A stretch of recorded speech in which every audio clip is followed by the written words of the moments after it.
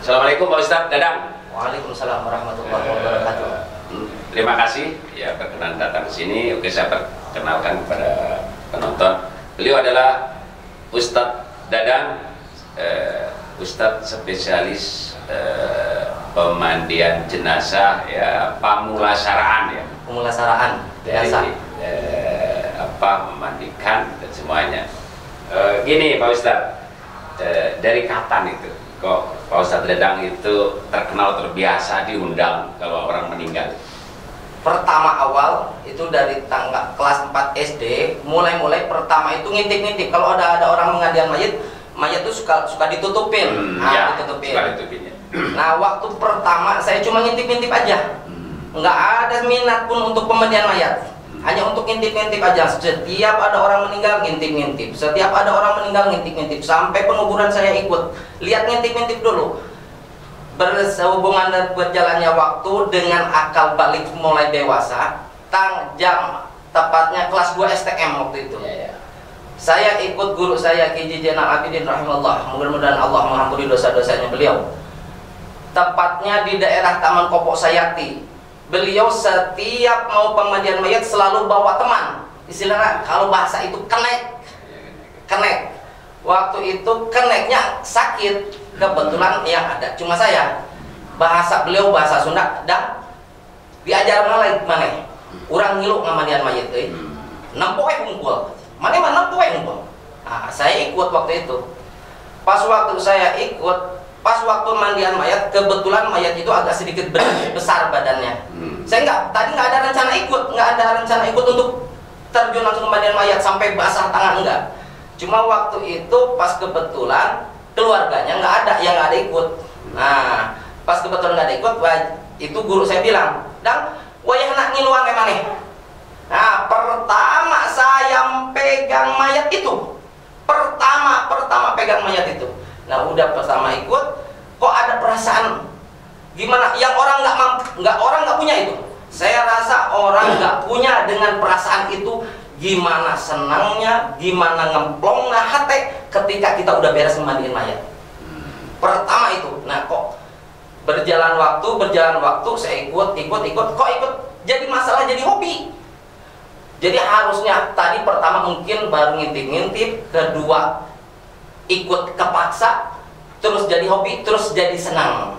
Kan gini, awalnya kan jadi kenek. Yang namanya kenek ada supir, ya sebatas hanya ya disuruh-suruh. Itu mulai kapan bisa mengambil alih dari dalam arti kata semuanya dari A sampai Z sama sendiri itu dari. Nah, sesudah mulai bisa, itu guru saya bilang ada muridnya itu satu Khairul, kedua almarhum Adam, ketiga Ustadz Edi, keempat saya. Terus ada ijazah untuk pemandian mayat, ada ijazahnya. Ijazah formal atau ijazah lisan? Ijazah formal. Formal. Ada tercatat bahwa Dadang ini sudah layak. Tapi dengan tidak membutuhkan kertas. Tidak, kalau kita ijazah lulus kita perlu ada. Nggak ada. Lisan berarti. Lisan cuma orang udah tahu. Ya tak murid nawajib. Kapan tuh mulai yang tadinya kenek sekarang sendirian? Itu sekitar mulai umur 28 tahun. Sudah anak umur 6 tahun. Gini pertanyaannya, yang asalnya dikenek terus ambil alih tanggung jawab sendiri itu tegang nggak? Takut gini atau enggak karena udah terbiasa lihat? Kalau tegang nggak ada, karena kita udah berjalan sampai 7 tahun biarpun kenek. Itu udah biasa. Itu cuma posisi kenek. Tapi waktu pemandian mayat semuanya kita yang laksanakan itu posisi kenek. Kita yang laksanakan tahapannya udah tahu lah, tahapan seperti itu. Jadi cuma dulu gini, kayak begini, bagian begini, kayak begini. Oh iya pemirsa, biar tahu, jadi kewajiban muslim manakala ada jenazah apa aja sih? Nah, hukum pemandian mayat itu sebenarnya fardu kifayah. Bukan pemandian mayat, kewajiban yang hidup kalau ada jenazah itu, ada mayat. Kewajiban pertama memandikan, menidurkan mayat itu kepala harus sebelah amun bahasa Sunda kaler menghadap kiblat. Itu pertama. Terus kalau mayat perempuan itu kakinya agak dimiringkan ke sebelah. Jadi bahasanya gini. Itu hukum. Wallahu alam, kalau itu ditanya itu apa fungsinya, wallahu alam. Cuma itu dari hukum. Kalau laki-laki kaki sebelah jari kaki agak miring. Itu kalau perempuan, kalau laki-laki. Terus setelah itu peniduran jenazah? Nah, kalau untuk sesudah penguburan jenazah dilepas semua baju. Jenazah bajunya baru dilepas. Sebelum ada yang memandikan mayat, misalkan ada orang meninggal jam habis maghrib, nggak akan langsung dikuburkan, apa nunggu anaknya dengan sesuatu hal yang misalkan alasan apapun, belum ada yang memandikan jenazah. Itu selama jenazah di tengah rumah, kalau memang harus di tengah rumah ditaruhnya, disimpannya, sampai nunggu besok pemandiannya, itu harus ditunggu orang ngerti. Harus ada gitu. Kenapa harus ada nunggu orang ngerti? Karena dalam waktu 1 jam itu jenazah tuh kayak besi. Jadi solusinya gimana? Biar kayak besi. Itu aya bahasa orang Sunda, kudu dilelesan setiap setengah jam sekali. Jadi jangan ada istilah gini. Ini udah terjadi di masyarakat kita. Orang yang nunggu jenazah itu di luar pada main gaple. Itu kejadian. Itu kejadian. Jadi begitu mau dimandiin jenazah kaku. Kayak patung. Kita siapa yang kerepotan? Malah begini ya. Gitu. Wah susah. Sampai ini kejadian. Pernah saya kejadian gini. Itu kemarin jenazah meninggal jam 5 sore. Saya dikasih tahu habis Isya. Isya awal paling 2 jam. Itu waktu itu sama bapak mertua.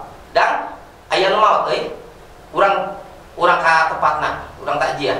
Sampai ke tempat lokasi, bapak mertua bilang gini, bapak mertua Kiai Haji Abdul Qahar di Majelis Darus Salawat Lailatul Qadar.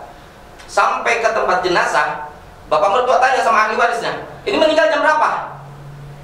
Ahli warisnya bilang tadi jam 5.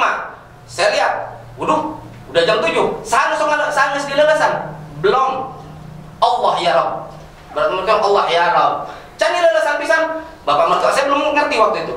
Bapak mertua bilang dan singkil. Ngerti maksud singkil? Kalau singkil itu dan siap-siap. Bapak mertua tangan sampai di kain sarung dikuat. Bahwa itu akan kaku jenazah. Saya belum tahu itu bakal kaku itu. Dan singkil. Saya pegang di pundaknya mayat, disuruh pegang pundak mayat. Bapak mertua pegang 2 kakinya. Itu saking kerasnya mayat, saya nggak bisa ngerem. Saking kerasnya, itu kasihan mayat. Memang itu jenazah, memang itu ruhnya udah nggak ada. Bilang itu casing. Cuma kita harus bedakan casing kucing sama casing manusia. Casing kucing nggak usah dilemesin, biar aja mati besok dikubur. Tapi casing manusia bedakan dengan casing manusia. Ada tata cara. Jadi berarti kalau ada orang meninggal, pertama harus ditidurkan yang benar, dan kedua sebelum dimandikan mungkin sering dilelesan, dilelesan biar lemas, biar nggak kaku. Setelah itu baru dimandiin kan? Dimandiin. Terus kalau ngemandiin itu, kalau tukang mandiin laki-laki nggak boleh ke perempuan, perempuan nggak boleh ke laki-laki, itu gimana?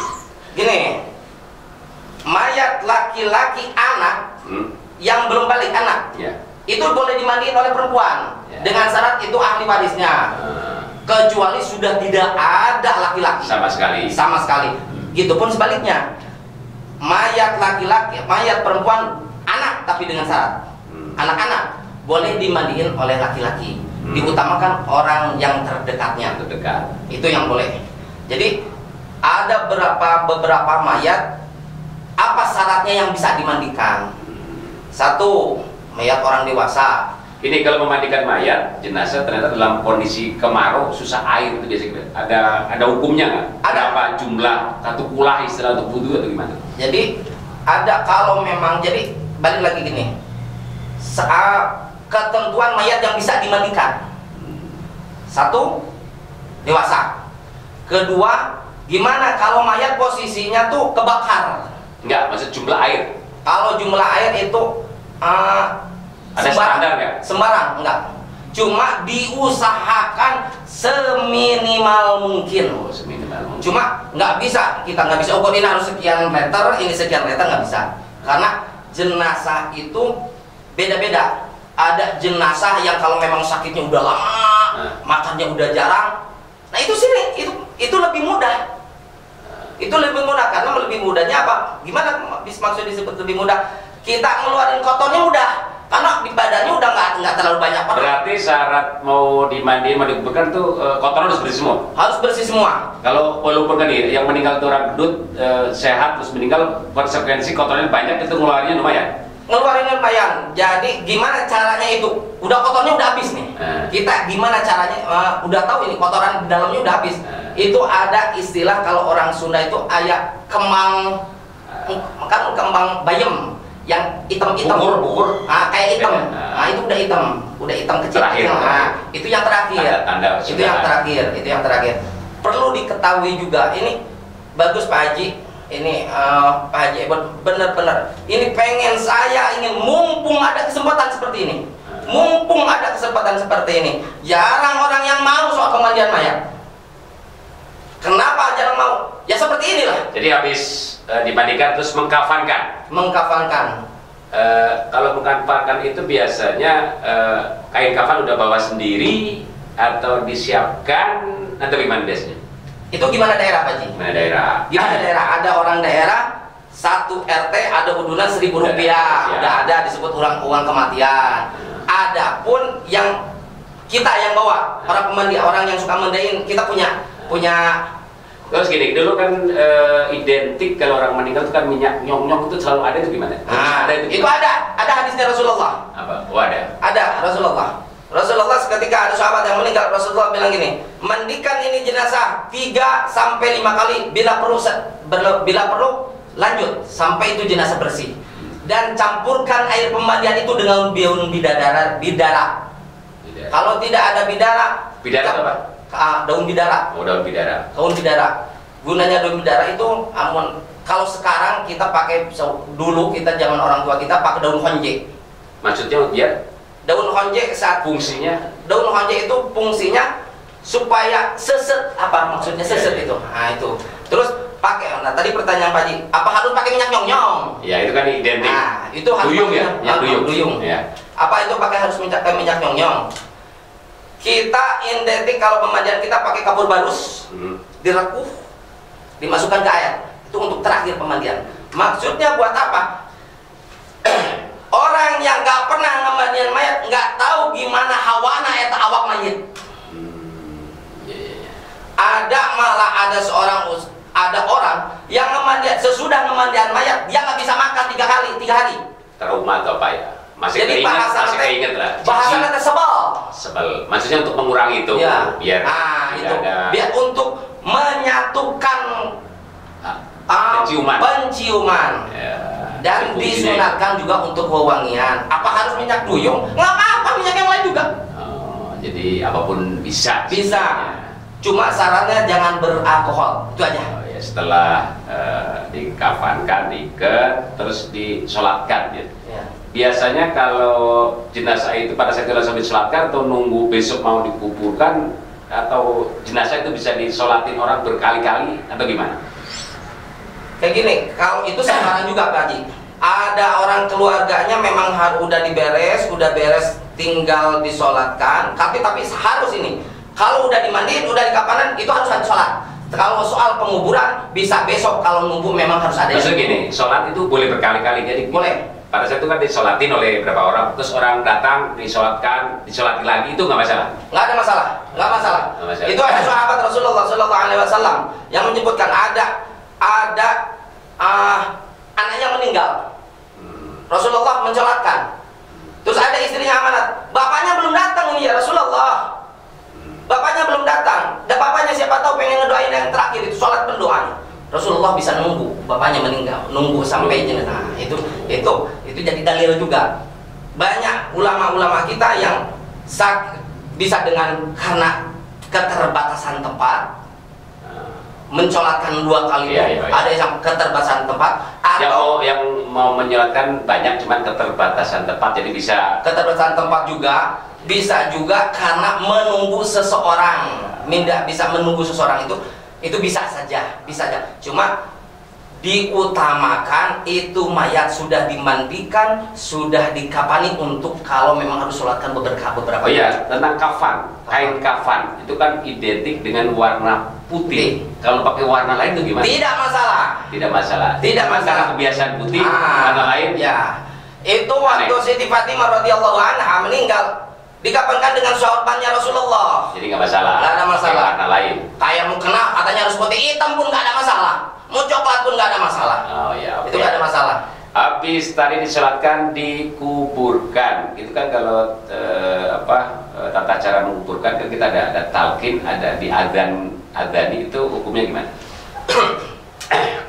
Jadi kita nggak bisa berpaku kepada satu madhab. Kalau kita sebagai orang NU selalu ada talqin, selalu ada adzan. Apa gunanya itu talqin? Karena akidahnya orang NU, keyakinan orang NU, setiap mayat yang sudah dimakamkan, sudah ditutup, itu mayat mendengar. Apa gunanya talqin? Untuk menasihati mayat? Bukan untuk menasihati mayat sebenarnya. Memang untuk menasihati mayat, tapi yang pokoknya menasehati orang yang masih hidup. Bahwa kita mendrobuka siapa imam, siapa Tuhanmu, Allahu Rabbi. Sebenarnya kalau jenazah itu mendengar, jenazah itu mendengar. Cuma yang paling utama itu menasehati orang hidup. Kenapa harus diadanin? Itu ada awal, ada akhir. Awal kita dengan Adam, mulai hidup dengan Adam, akhir pun kita dengan Adam. Setelah diadani itu kan biasanya disiram kembang, itu dikasih kembang, itu ada hukumnya, ada dalilnya gimana? Dalilnya waktu itu Rasulullah dalam perjalanan, Rasulullah melewati ada satu makam. Rasulullah itu ada satu makam. Rasulullah berbicara kepada Sayyidina Abu Bakar, ya Abu Bakar, itu yang dalam makam itu lagi disiksa, kasihan itu lagi disiksa. Rasulullah ngambil pelapah korma, ya, pelapah korma itu ditancapkan. Terus Rasulullah bersabda, selama ini pelapah korma masih kena basuh, mual eureun malaikat mangmentakeun hampura pikeun ieu mayit. Itu menjadi dalil. Balik lagi ya tadi, kenapa harus ada bunga? Itu doa bil isyarat. Doa bil isyarat, bunga. Keumuman orang itu suka dengan bunga. Mudah-mudahan ini mayat si wangi sewanginya bunga di depan Allah. Terus selama itu bunga masih basah, malaikat moal eureun mentakeun hampura eta pikeun eta mayit. Kunaku lugu cai. Ya cai basah. Nah, itu kenapa harus cai? Itu doa bil isyarat. Umumnya air itu dingin, barzah itu panas buat orang. Itu doa bil isyarat, dengan air. Kalau memang doa bil lisan, Allahumma firlahu warhamhu wa'afi wa'fu anhu, tapi itu bil isyarat, tidak jadi wajib, cuma itu bil isyarat. Kebiasaan dipakai batu nisan atau ditanamin pohon itu gimana? Itu identik buat keluarga. Biar anak cucunya tahu bahwa di situ tertimbun kakeknya, tertimbun bapaknya, tertimbun bawahnya, tertimbun di situ ada keluarganya. Itu identik dengan tanda saja, nggak ada hukumnya. Itu cuma identik dengan tanda biar anaknya tahu di situ ada orang tuanya. Karena apa? Dengan berjalannya zaman sekarang ini ada makam yang jadi pabrik. Kalau setidaknya kalau ada nisan orang berpikir nih kalau dibikin pabrik, itu cuma untuk tanda biar ahli warisnya tahu di situ. Ahli waris tahu. Gini Pak Ustadz, kalau di kampung ya, kalau di desa itu ada orang yang khusus bagian jenazah dan dia itu biasanya dapat honor. Dapat honor juga tanah bengkok itu ada. Karena di kampung itu ada orang yang memang dikasih tanggung jawab untuk bagian pemulasaraan jenazah. Begitu ada yang meninggal, otomatis tanggung jawab dia, karena dia udah punya haknya. Jadi orang lain pasti kewajiban menambahkan ke dia. Iya pasti, karena dia kan udah dapat gaji lah, honor katakanlah gitu kan. Tapi kalau itu kan karena kalau nggak salah sepengetahuan saya, mau dikoreksi, yang namanya mengurus jenazah itu kan fardu kifayah. Jadi kalau nggak dilaksanakan oleh siapapun itu dosa bareng-bareng. Karena kalau sudah ada yang melaksanakan kan jadi tidak berdosa. Karena di kampung ada yang sudah dapat gaji, berarti orang pasti ke orang situ. Kalau di kota, pertanyaannya itu bagaimana? Karena tetap kalau sepengetahuan saya orang yang musik itu kadang-kadang pada ya 477 itu gimana di kota?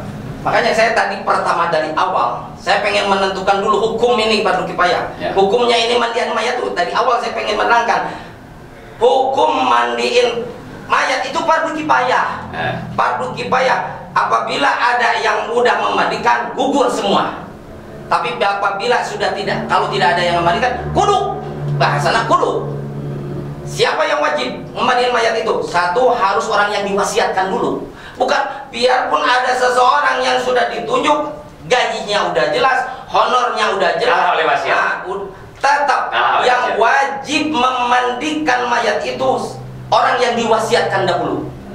Kalau memang orang yang diwasiatkan, belum tentu kan, belum tentu orang pada saat meninggal dia berwasiat dulu. Satu orang yang diwasiatkan dulu, kedua baru anak, orang tua itu yang hak memandikan mayat, bukan orang yang digaji. Wajiban, bukan? Wajiban. Ini urutannya. Satu orang yang diwasiatkan, kedua ahli warisnya. Ahli waris. Ketiga kalau yang diwasiatkan nggak ada, baru dana orang wodol. Baru orang yang digaji. Baru temui itu makanya ada tingkatannya. Nggak bisa langsung orang yang digaji. Biarpun orang digaji itu wajib dia untuk memberikan, tapi kalau ada jenazah yang berwasiat yang dimandikan si A yang jadi wajib. Ahli waris itu kewajiban harus, karena banyak mungkin kalau haknya mau, hartanya mau, tapi begitu kewajiban memandikan kadang-kadang nggak mau. Itu udah mau. Ternyata itu kewajibannya. Itu ahli waris. Anak adalah hal ini. Anak. Pertama orang yang diwasiatkan dulu, kedua anak bapaknya siapa aja dulu, baru orang lain. Ya, pertanyaannya Ustadz Dadang nggak pernah dapat wasiat, bukan ahli waris, nggak dapat gaji, tapi sering memandikan mayat, itu gimana ceritanya? Balik lagi ke awal. Balik lagi ke awal. Kita punya kesenangan yang orang nggak tahu. Nikmatilah. Masalahnya kan gini, kesenangan harus ada imbalannya. Kalau di hukum agama, ngurus jenazah itu ada dalilnya, pahalanya apa, biar nanti penonton itu paham bahwa itu mungkin di situ ada pahalanya. Gimana sih hukumnya? Pahalanya, dalilnya juga. Itu pahalanya Rasulullah bilang, siapa orang yang memandikan mayat, terus akan Allah berikan rasa senang di dalam hatinya. Akan Allah beri pahala dia sebesar gunung Uhud jadi emas. Dia sama dengan bersedekah gunung Uhud jadi emas. Siapa orang yang bisa bersedekah dengan gunung emas? Kalau gotong gitu. Kenapa orang pada nggak mau? Karena pahala itu goib, nggak real. Itu gunung emas, nggak real. Kenapa orang nggak mau? Yang nggak adil. Orang tuh zaman sekarang tuh perlu real. Kalau kita kerja masuk jam 7 pulang jam 3, ini gajinya 250.000, itu real. Orang pada mau, biarpun hujan gede, mujur gimana, orang pada mau. Tapi kembalian mayat, pahala nak menang sabut yang sodakoh, gunung emas. Gunung emasnya tuh nggak real, makanya orang nggak mau. Tapi kan orang yang beriman itu harus percaya dengan hari akhir ya. Hari akhir ada surga dan neraka, ada pahala. Berarti kalau nggak percaya itu sebenarnya orang yang beriman, karena nggak percaya dengan hari akhir ya. Mungkin seperti itu ya. Ya benar. Terus gini, sebagai penutup kesimpulannya bahwa apa syarat untuk kita semua biar paham, biar manakala ada orang meninggal tidak saling tunjuk, biar ya semangat lah. Karena kita juga nanti akan mati kan. Iya. Kalau seandainya ada yang meninggal kita hari-hari, takutnya hukum karma kita meninggal juga di hari-hariin oleh orang gitu. Iya. Almarhum guru saya Kiai Zainal Abidin bin Kiai Haji Muhammad Muhyiddin, beliau berkata, "Dang, lamun jaga," biar pakai bahasa Sunda ya. Dang, lamun hiji waktu maneh hayang aya nu ngamandian nalika maneh pae. Pas soson-soson maneh ngamandian batur. Lamun maneh hayang didoakeun ku batur, pas soson-soson maneh ngadoakeun batur. Itu hukum karma istilahnya. Biarpun itu hukum karma masih goib, tapi itu bisa kejadian. Ada orang kaya, tapi meninggalnya nggak ada orang yang nengok. Sampai makamnya itu di pinggir jalan, di jalanan. Kenapa? Itu hukum karma berlaku. Itu kejadian nyata. Ini biar jadi tafaul buat kita. Jadi contoh itu kejadian. Itu memang benar-benar kejadian. pasien jadi tafaul. Itu orang kaya miliaran orangnya. Itu jenazahnya orang kurang yang mandiin. Kurang yang mandiin sampai makamnya tuh di pinggir, bukan di pinggir jalan. Jalan setapak. Itu orang kaya. Itu jadi biar jadi tafaul. Ini jadi pelajaran biar jadi pelajaran ini. Terima kasih benar-benar terima kasih kepada Pak Haji Epot sama krunya semua. Ini saya kalau bicara sendiri tuh kayak orang gila. Kebetulan ini difasilitasi. Mudah-mudahan semua orang tahu. Kalau kita pengen dimandiin orang, kalau kita nanti meninggal pengen diurus orang, rajin-rajin ngurus orang, rajin-rajin takjiah sama orang. Kalau ingin didoain orang, rajin-rajin doain orang. Itu insya Allah hukum karma berlaku. Kau tidak memandikan orang tuamu, kau tak dimandikan anakmu juga. Itu siapa yang nanam, dia yang nuai. Gitu Pak.